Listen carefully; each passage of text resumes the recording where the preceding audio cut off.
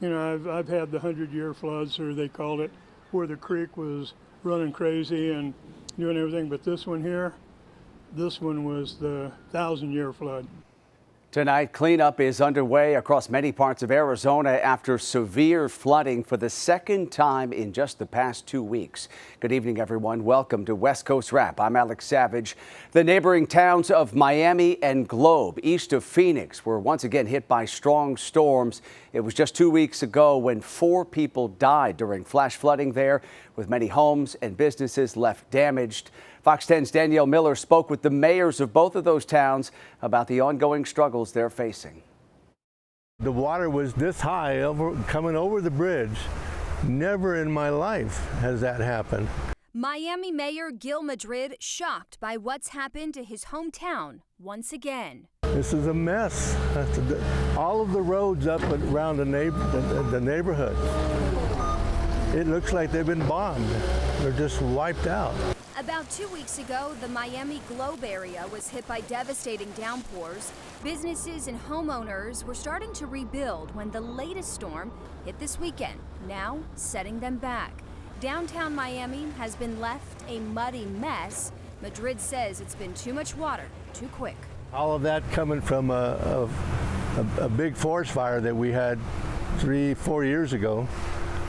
All that debris just washes down off the mountain and comes right down into the creek, and you can see it all over the streets too.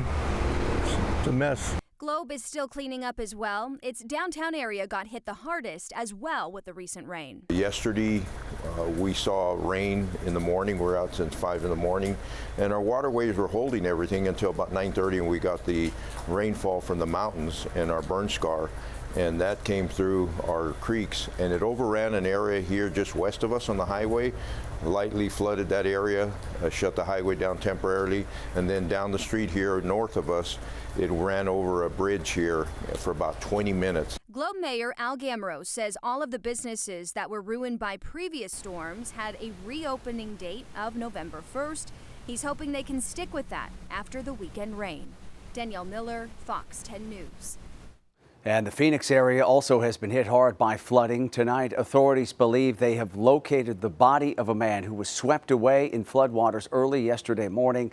The Maricopa County Sheriff's Office says Vincent Upton was reported missing after trying to cross a flooded wash in Rainbow Valley, about 40 miles southwest of Phoenix.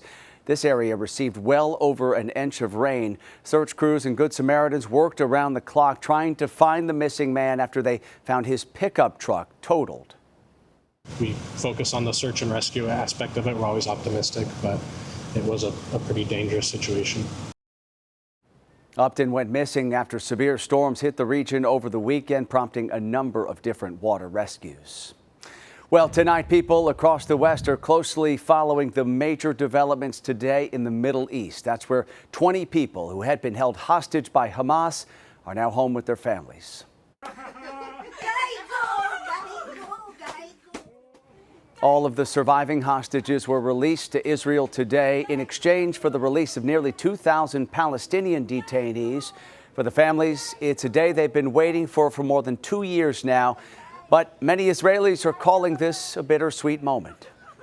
These last 2 years, we're finally getting the hostages back, and we're finally getting peace. Let's hope it stays that way. It's insane that it's finally happening, and it's also mixed emotions because Dariel's coming home, but Itai is not, and I'm holding both of them. Israeli police shared video of a convoy transporting the bodies of dead hostages. As part of the ceasefire deal, Hamas announced the release of 4 of the 28 bodies to Israel today. All were supposed to be returned by tonight, but it's not yet clear when the other 24 bodies are going to be returned. President Trump on his way back to Washington, D.C. tonight after signing the U.S. brokered peace agreement to end the war in Gaza. More than 30 world leaders were in attendance in Egypt. Israeli Prime Minister Benjamin Netanyahu was invited but declined to attend, saying the summit was too close to a Jewish holiday. President Trump pledged to help rebuild the devastated Gaza Strip. And earlier he addressed the Israeli parliament, saying that it's time to put, quote, old feuds and bitter hatreds aside. Total focus of Gazans must be on restoring the fundamentals of stability, safety, dignity, and economic development so they can finally have the better life that their children really do deserve after all these decades of horror. And before his speech, President Trump met privately with the families of hostages who were freed under today's deal. The Trump administration earned a partial legal victory over this past weekend in its effort to deploy National Guard troops to the Chicago area. But the White House continues to face pushback over troop deployments to a number of cities across the country, including Portland. That's where protesters combined their frustrations with an annual event. Fox's Caroline Shively has more tonight. Stripping the issue to its core, protesters take to the streets of Portland, Oregon Sunday in their own unique way, with a naked bike ride. Hundreds pedaled through the city to protest ongoing ICE operations and the potential deployment of National Guard troops. We're here because we strongly believe that we do not need federal troops in Portland. We're doing it for something bigger than just like freedom of expression. You know, we're doing it for human rights. A federal appeals court is currently weighing whether troops can be sent into Portland, while a separate court is doing the same for deployments in Illinois.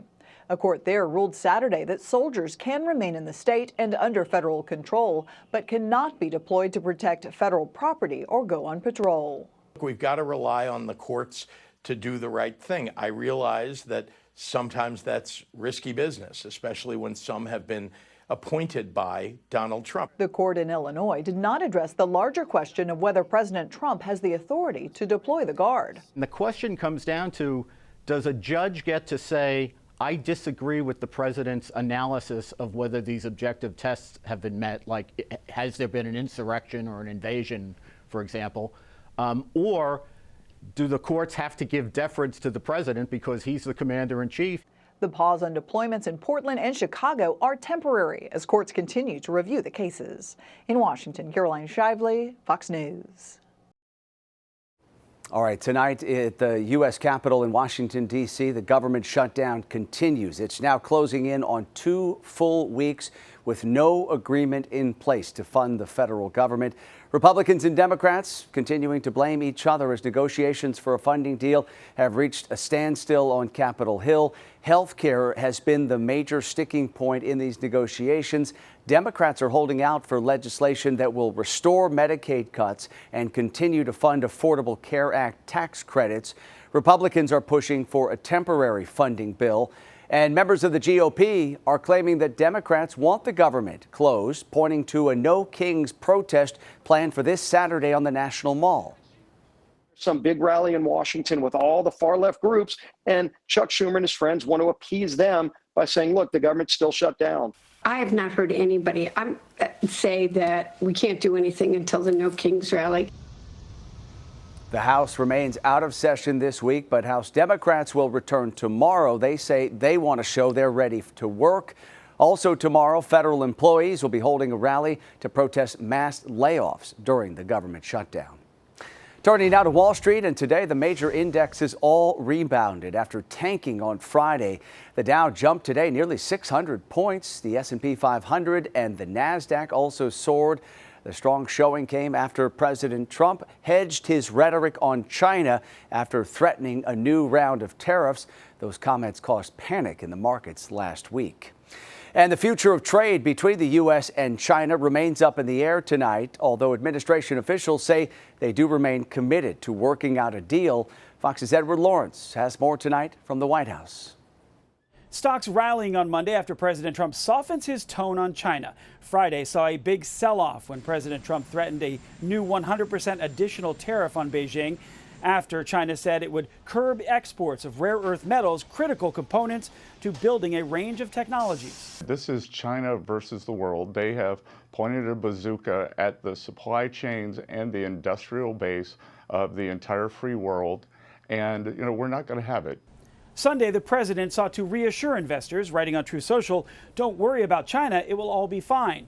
The de-escalation comes as the world's 2 biggest economies are still trying to hammer out a comfortable relationship on trade. The president of the United States has far more cards than the People's Republic of China. If, however, they're willing to be reasonable, then Donald Trump is always willing to be a reasonable negotiator. Meanwhile, tariffs are taking a toll on retailers ahead of the holiday season. Shoppers can expect to pay anywhere from 10 to 30% more for a Halloween costume. This year, I think I'm just going to try to go off of like a lot of what I have and like already have in my closet from like past costumes. Businesses are also expected to slow down seasonal hiring or even cut back on their existing workforce. Because of the tariffs, we had to do layoffs for the first time in the company's history. It's been a nightmare. President Trump and Chinese President Xi are set to meet in South Korea face to face at the end of this month.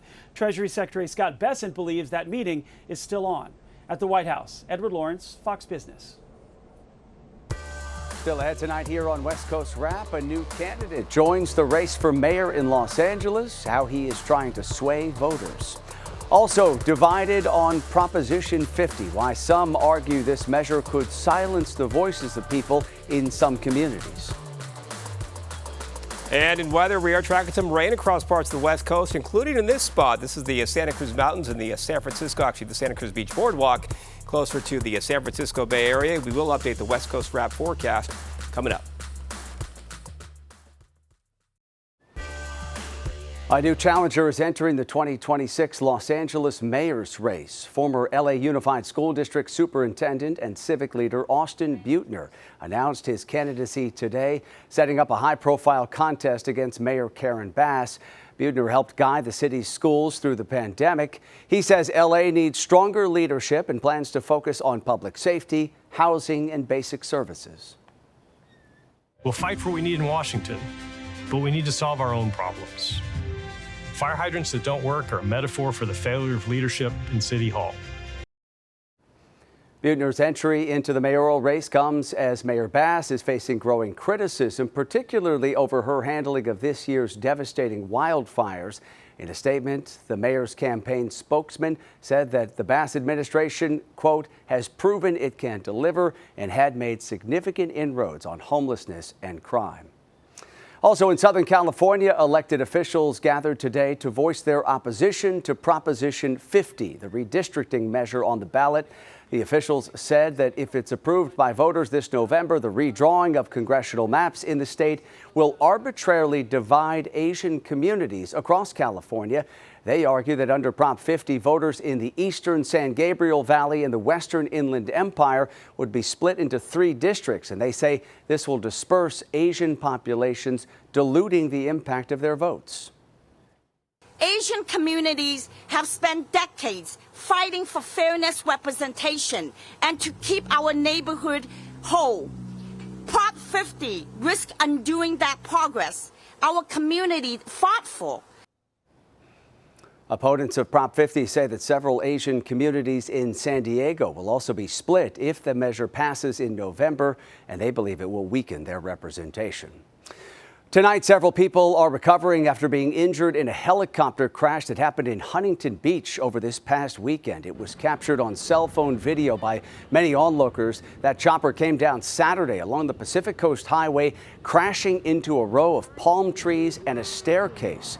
Firefighters say 5 people were hospitalized here, including 2 people inside the helicopter who were pulled out of the wreckage. 3 other people on the ground were also hurt.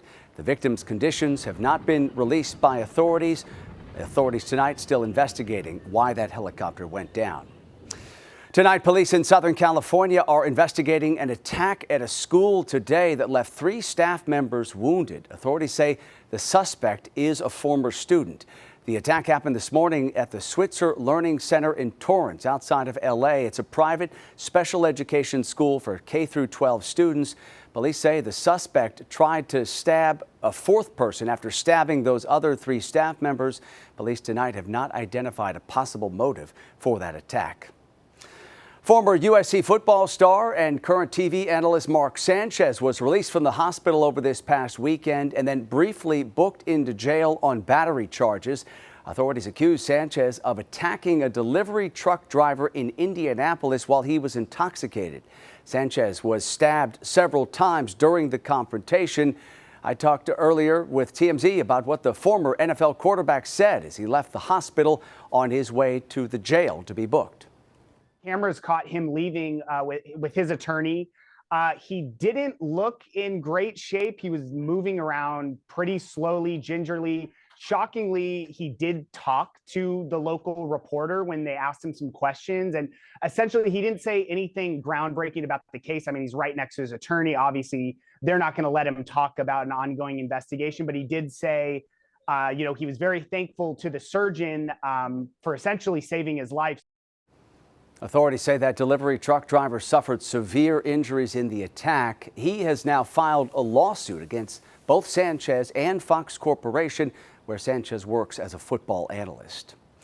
Apple tonight facing a lawsuit over how it trains its artificial intelligence. 2 neuroscience professors are now suing the company, alleging Apple used their copyrighted books to train its AI. Those professors claim that Apple trained its AI models by pirating their copyrighted books through shadow libraries and web crawling software. The lawsuit says the professors are seeking an unspecified amount for damages and in order for Apple to stop using their books. This is the second lawsuit against the company over its AI training in just the last couple of months. So far, there's no comment from Apple tonight on that suit. Well, tonight, cleanup is underway in Washington after a possible tornado hit part of the Longview area yesterday. Members of the National Weather Service were at the scene after a funnel cloud or a microburst destroyed the roof of one building and damaged 3 other buildings.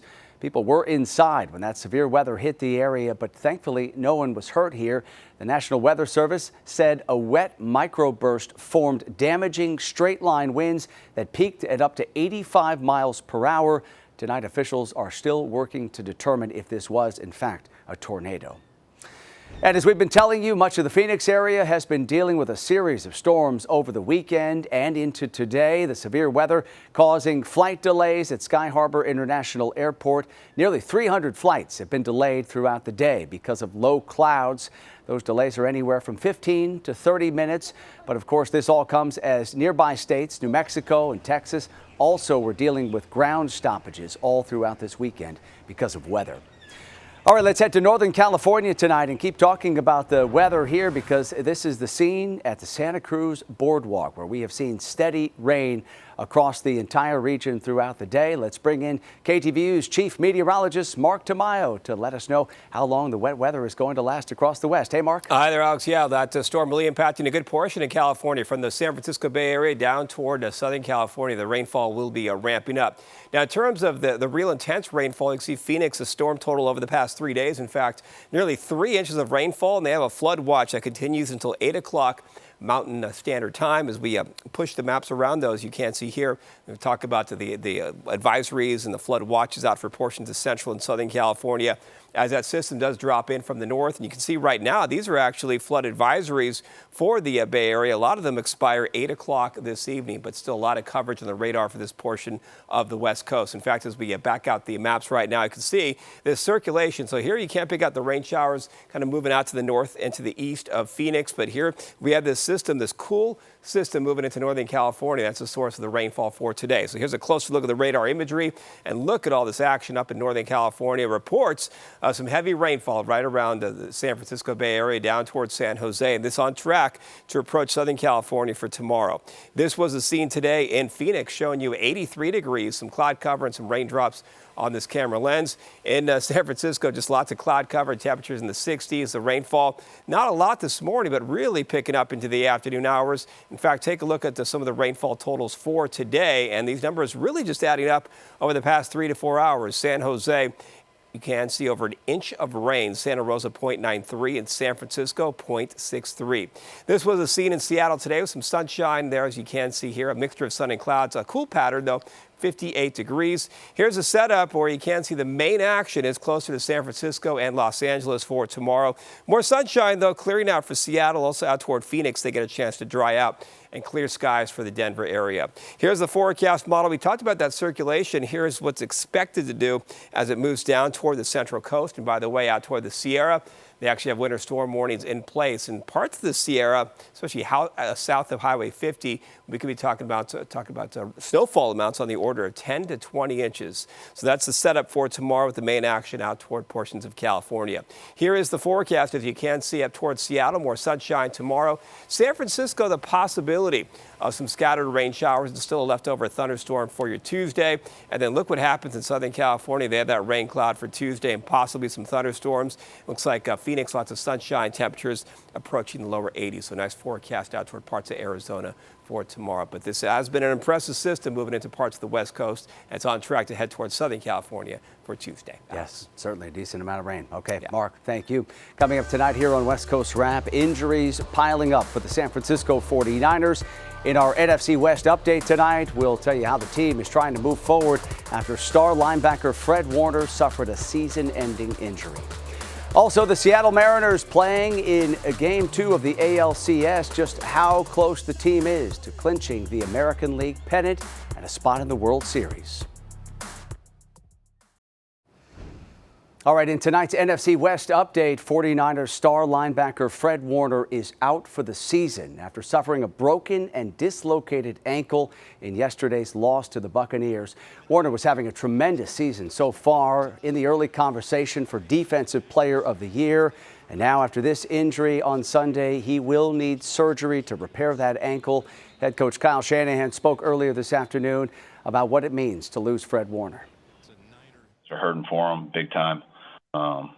Fred's not only as impressive of a football player I've ever been around, but as impressive of a human as I've ever been around. And the foundation and base he has just as a man and how he lives his life. You guys read his quotes and stuff and how he's looking at this, and that's as real as can be when you hear how he speaks. And that's why we know he'll come back next year stronger than ever. The 49ers are back at home for Sunday Night Football this weekend, taking on the Atlanta Falcons. The Seattle Mariners got a big win tonight in Game 2 of the American League Championship Series, and they are now just 2 games away from heading to the World Series and winning the American League pennant. They won big today against the Toronto Blue Jays, taking this one 10-3. Part of this being thanks in part to this 3-run homer by Jorge Polanco in the top of the 5th inning. That gave the Mariners the lead, and they would not relinquish that lead. They went on to win this one. The team returns home for the next 3 games of the ALCS with at least 2 home games. If they lose one of their home games, they will play a Game 5 with a good shot at clinching a spot in the World Series. And finally, tonight, some stunning news from the San Diego Padres. Manager Mike Shildt announced his retirement after 2 seasons with the team. Shildt led the Padres to back-to-back 90-win seasons for the first time in franchise history and back-to-back playoff appearances for the first time since 2006. At 57 years old, though, Shildt cited the severe toll the job as manager has had on him personally in a letter that he sent to the San Diego Union Tribune newspaper. The Padres now searching for a new manager, and that search just now getting underway. All right, that does it for West Coast Wrap tonight. We appreciate you watching as always. And a quick reminder before we go tonight, you can always stay up to date on all the big stories we're covering across the West Coast by heading to our website. That is westcoastwrap.com. And please don't forget to stream all of our shows on your smart TV. All you need to do is download that free Fox Local app. Have a great night, everyone.